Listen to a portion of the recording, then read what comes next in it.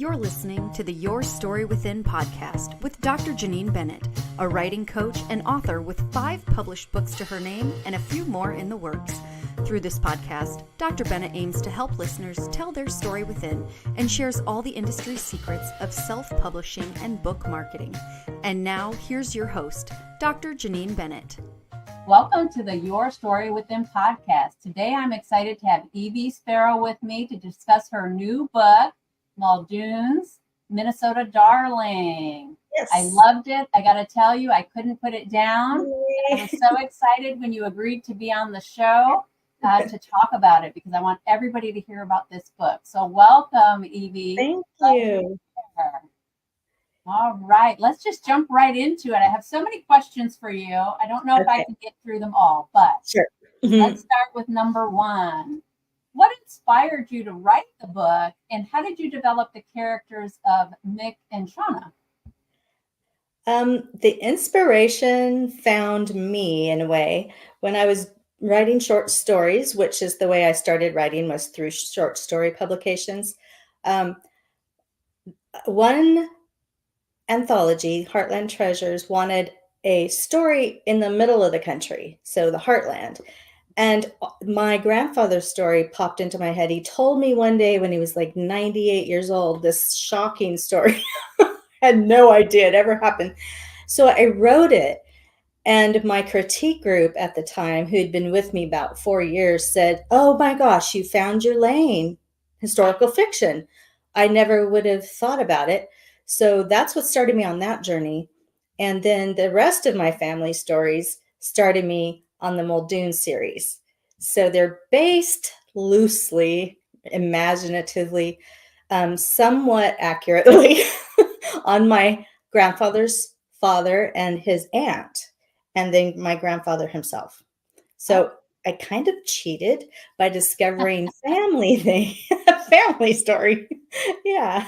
Well, I love that you said that. So I write nonfiction books, but I do plan to take a stab at historical fiction. So I've been reading tons and tons of historical fiction and love it, and which is why I loved your book.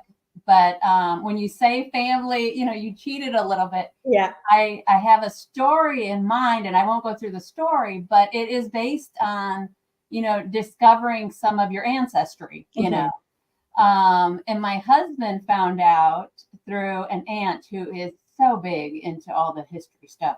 She does all the DNA testing and checking and, makes the family tree and all that kind of stuff. Yeah. Well, anyway, come to find out, he is a descendant of William Byrd. And we're like, we're in Virginia, How cool is that? Because he's from Georgia. Wow.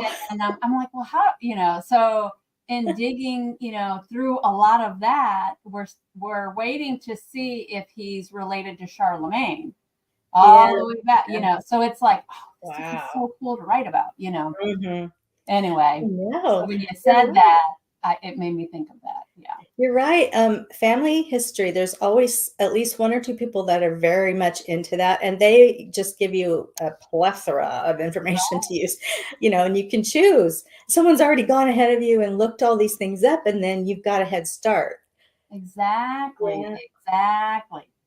All right. The next one I have for you is the novella touches on themes of loss, hope, and resilience. Can you share how these themes influenced your storytelling process?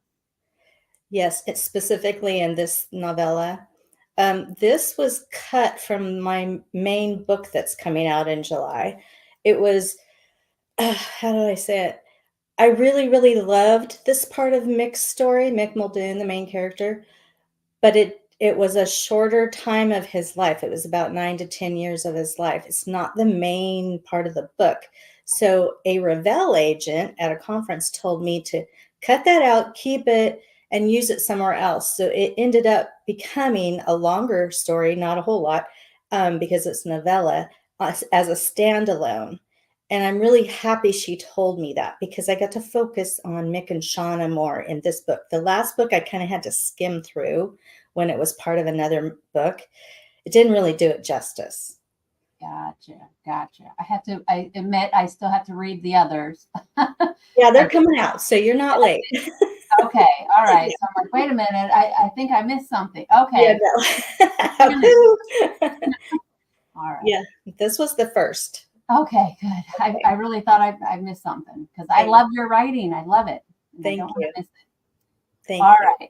right.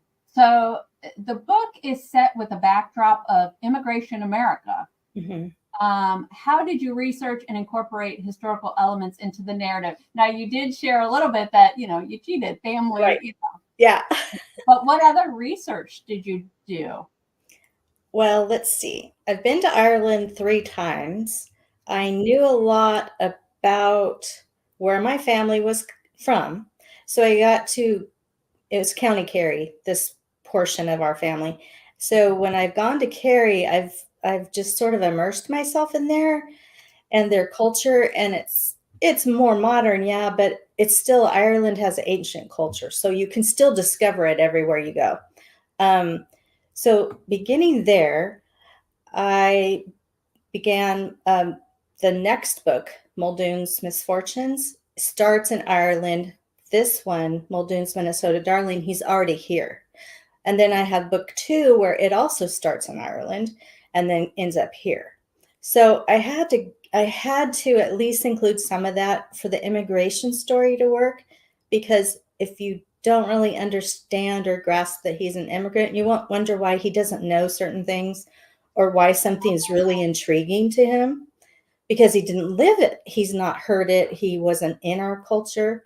And yes, Ireland speaks English, but they're also an ancient Gaelic culture, Celtic culture with all sorts of traditions. So when I thought about how am I going to write this immigrant, because I know my grandfather, but I didn't know my great grandfather, I decided to kind of narrow down what Irish immigrants went through when they came. And there's, I think, about 3/4 of that country left by the second famine, which was 1845. And he wasn't born yet. But I mean, so many, just droves of people left Ireland for Canada, America, and Australia. So I wish I could have gone deeper into it, but still I needed to make it real and to see what people have readers see what some of the things immigrants went through on the ships over, because we don't travel that way. We aren't exposed to that. And I used a few stories from my family to create mixed story. So, the family little like word of mouth stories or things they write down, they're fun to put into books. Yeah. Yeah. Yes. Yeah, I was gonna say something, but I'll leave that out. Oh, no. Well, I have a family. I'll cut this out, but I have a family member who was he did race car driving, but he also did a motorcycle. He rode an Indian motorcycle back in the late 1800s, early 1900s, and was a world champion. And the reason I said I'm going to cut it out is because I totally blanked on his name. Oh, that's not going to be good. That's okay. But anyway, so yes, great stories, right? Yes. Great stories we get from our families. Mm-hmm. All right, back to interview. So Ireland, that's so fantastic. It's on my bucket list, actually. I found out my mother's father, who she did not know, was from Ireland. Cunningham was his last name. And so I'm interested to learn more about that side. I have my dad's side of the family, which is very French, by way of Canada. Yeah. But my mom's side, she has Irish in the blood. And I've always wanted to go to Ireland. So on my list to visit for sure. I hope you go. Like I said, I've been 3 times. I love it. I'd go again this year if I could. Do you always go at the same time of year or different times? No, actually, I've gone twice in the spring and once in the summer. It's much warmer in the summer. If you don't want to be cold at all, go after June. Okay. Yeah. That's good to know, because I don't like to be cold. You'll hit tourists. Unfortunately, you'll hit tourist season, or go early September after they're all gone home. After, yes. Yeah. After they've all gone home. Yes. Hmm. All right. Next question for you. Shauna's secret adds an intriguing layer to your story. Can you discuss the importance of secrets and their impact on the character's development? Yes. So specifically for Shauna, she was kind of a superficial character because I had raced through it when I originally wrote it. And I needed to go deeper quick because the novella is only like 100 pages. So how am I going to make her interesting in a short amount of time? She's not, she Right. shows up about partway through the book. Right. And the idea was that she has a secret to make her interesting and to have the readers get invested in what's up with her. Yeah, we like her already, but who is she and what's going on? So the secret or importance of secrets is that you get to unfold it for the reader. It gives a little air of mystery. So not to reveal everything at once and just to kind of let it happen. If I could write a cozy mystery, I would. But I'm not there yet. But I love putting a little bit of intrigue in my books, in my work. And I don't like to dole out every bit of information behind what's happening. And so, a little at a time. I feel like, Yes. because I like that.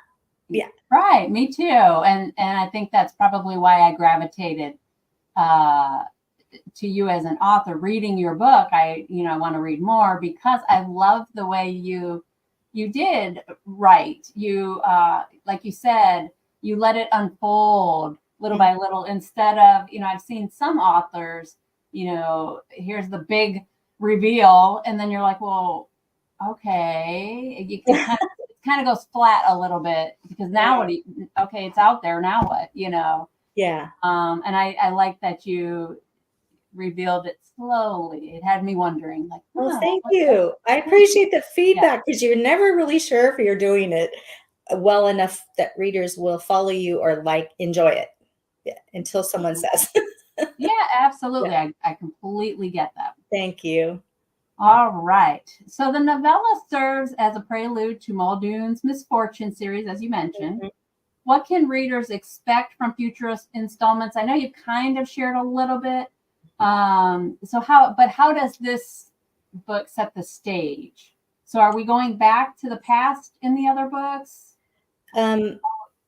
For the next book, which is book 1 of 3, it will be Mick again, but in Muldoon's Minnesota Darlings, you only saw a portion of him at the beginning of his life in America.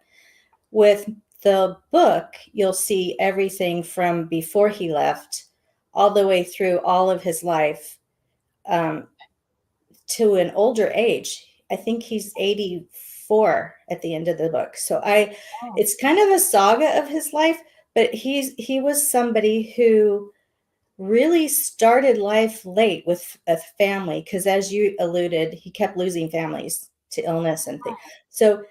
So it ended up being an older man's story a lot of the book. Okay. And so that's a spoiler alert, sort of, but not too much. And then in book 2, it's his sister Orla, who everyone said you have to write about her. She's very quirky and damaged and all personality. So she'll be in 2, but Mick and Mick's story overlap a little. So he'll still be in that book a little. Okay. And then book 3 Mick will be there again because he's Liam, the main character, his father. So even though so he's in every book a little bit or a lot as a main character, but it's their family, those 3 out of the family unit. Okay. That's exciting. Thank you. I liked him as a character. He was different. Yes. Very different. But I grew to really like him and how he thought. It's like, well, okay. I wouldn't have thought that way, but I saw why he did, Yes. Yeah. All right. He has a lot going on in his inner battles. He's a man with a lot of, his resilience or his hope keeps him going, but really not a lot of anything else. Right. Well, that's what it was. It was really the resilience, I think, that I gravitated toward. Which leads me to the next question. How did you approach crafting Mick's emotional journey, particularly his experiences of heartbreak and the search for that new beginning? Because it did unfold. You didn't just lay it out there, you just kind of unfolded it throughout the story. Yes. I followed closely my great-grandfather's timeline of his life. If nothing else, I used that, where he had lost wives and children in Ireland, came here, lost some more. Okay. And it kind of his battle with keeping a family continues. And I've not had that in my own life.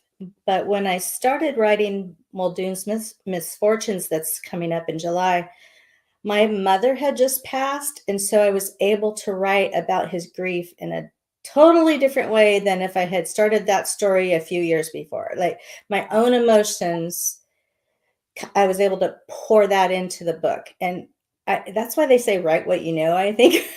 Because you can Right. delve very deep inside of somebody and just kind of put that forward for readers.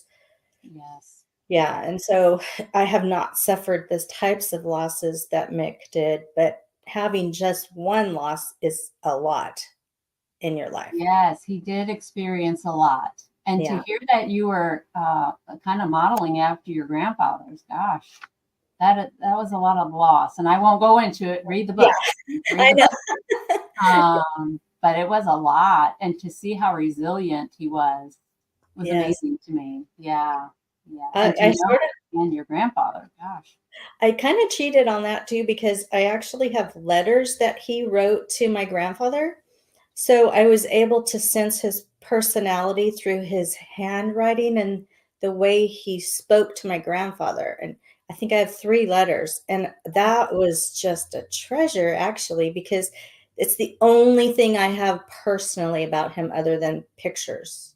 Oh, wow. He's speaking in the letter. So that helped too. That's where family history really helps. Yes, it does. It Yes. does. All right. The relationship between Mick and Shauna is obviously central to the story. What challenges did you face in writing their dynamic, and what do you hope readers take away from their connection? That was really hard, I have to tell you. I have one photo of them together. I have where they're buried together. And I have some historical society information about them, very little. And then I have the story my grandfather talked about. He never knew Shauna. That was, it's a different family. So when I was writing them together and I was looking into her history, I was trying to picture what kind of a 17-year-old girl would be at that point in a pioneer area, Yeah. and why would she be interested in Mick? Because I Right, can't figure right. out why would they come, how did that happen? Well, it was the land itself, Mick's thirst for his own farm that brought him to that town. Right. And I was hoping that came across in the book. And then her determination not to judge him outwardly or by any other.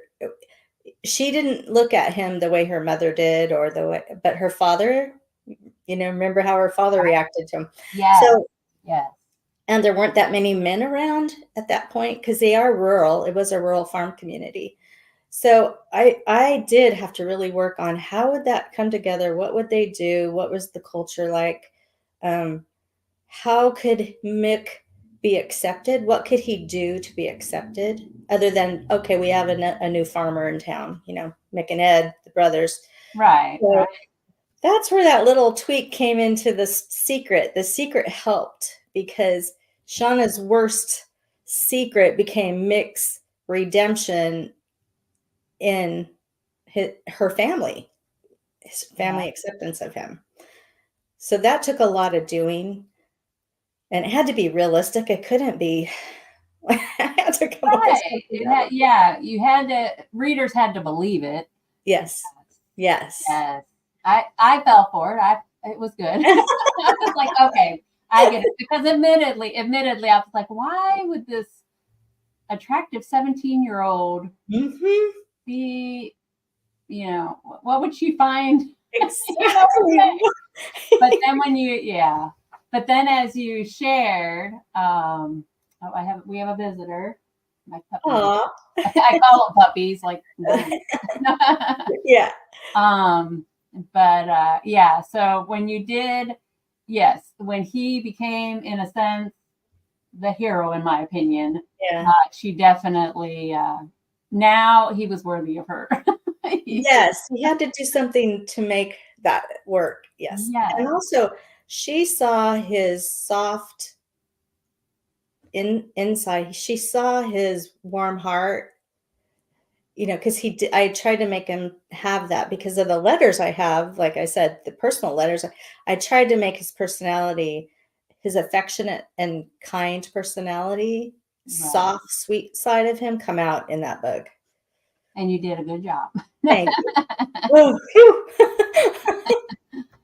Speaking of your writing, as a first-time reader of your work, I found the prose to be captivating, and I've shared many times in this episode how I loved your writing. Thank you. Can you share your writing process or any tips with our aspiring writers? Sure. Let's see. When I first started writing, and you'll like this as a professor probably, but I first started writing after years of not writing.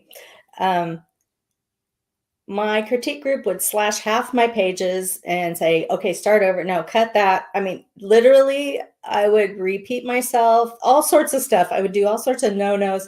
I'm like, I can't remember. It's been so long since I've been in creative writing. Sentence structure. Oh dear. I mean, so we're talking really raw at the beginning. And then, so my advice is to apply yourself. Keep writing. It completely gets better. You improve, just like playing the piano or an instrument. Also have people around you that you will listen to. Don't think to yourself, well, it's good like it is, and they don't know. Oh, no, they do know what they're talking about. You might not listen to every little bit of information or critique, but they will. If you listen to feedback, it will really help you along the way. You can't take it personally. You just have to know that it's about your writing skill. So after a while, you start to be able to let your own expression and voice out. After you learn all the mechanics, all the tricks, you go to workshops and conferences and critique group, and you've got all that behind you, then you can start to sound like yourself, not something dry, not like a newspaper article, not like, you get to start to put your own expressive ways in while adding all the rules that you're supposed to listen to. So I would tell writers, you got to immerse yourself in it and allow people to help you. Yes, I would say that's definitely the best advice I ever received in my writing journey is, well, number one, write. Even when you don't feel like writing, just write and get it all out. It's better to have something on the page than nothing.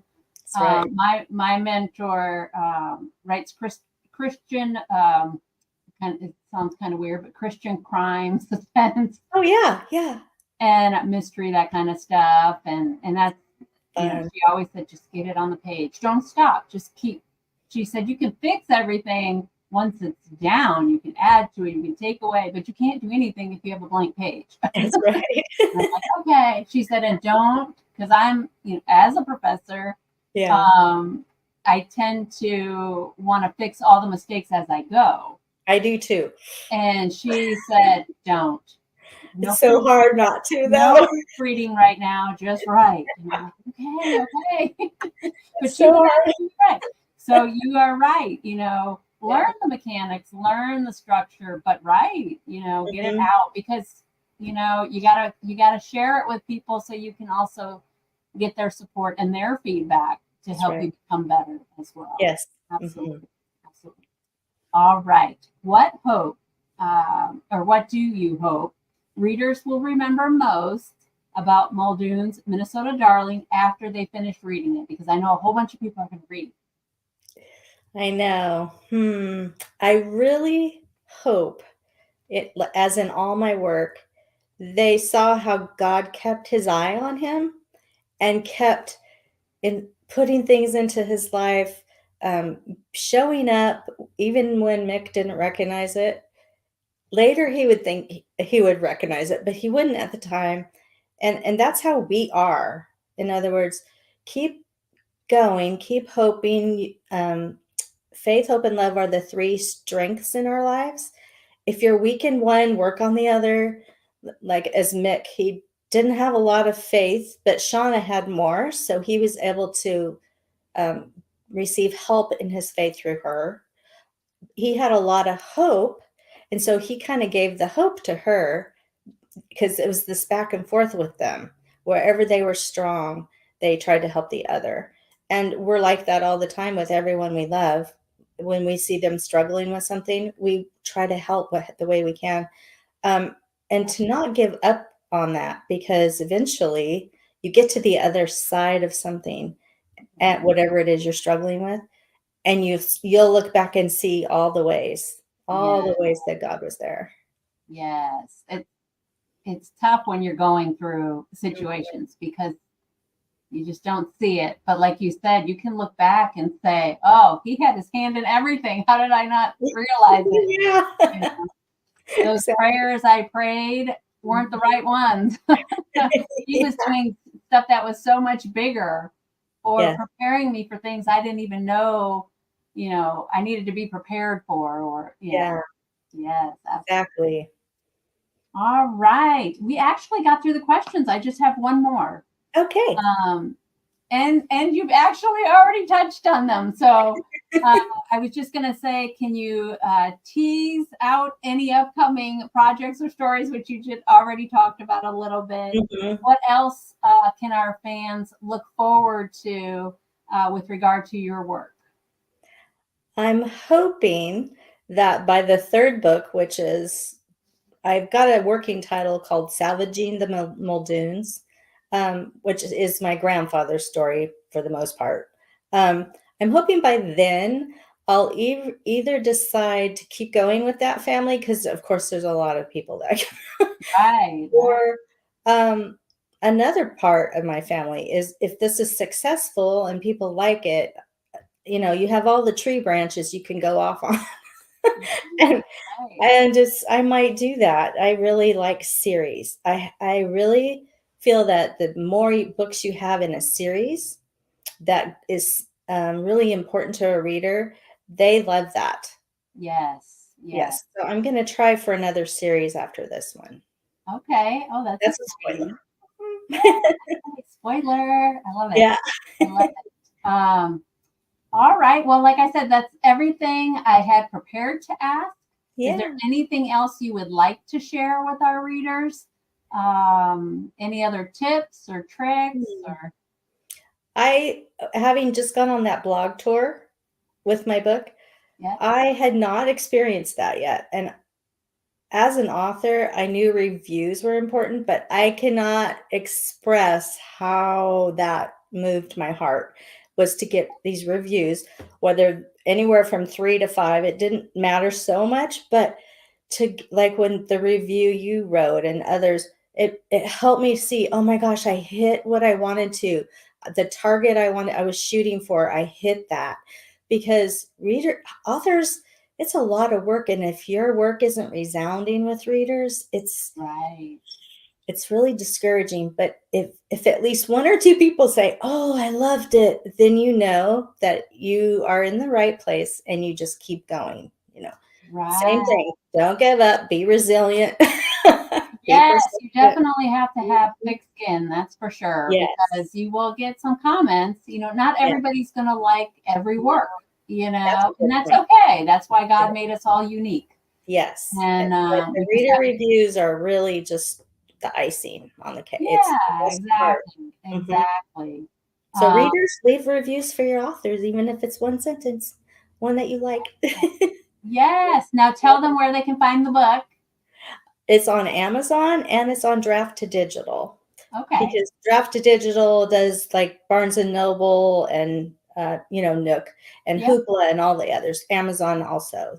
Yes. Okay, great. So friends, just go to Amazon or one of the others she mentioned and Yes. just type in the title of the book, and I'm going to put it back on the screen so we can all see it. There we go. And Thank then you. just look for her name, Evie Sparrow, and you will find the book. That's right. All right, Evie, thank you so much for taking time to tell us about the book and sharing your insights. It's been great to have you on the show, and we'll have to have you back on with that book number 2 that's coming out. Yeah, thank you. It's been fun talking with you.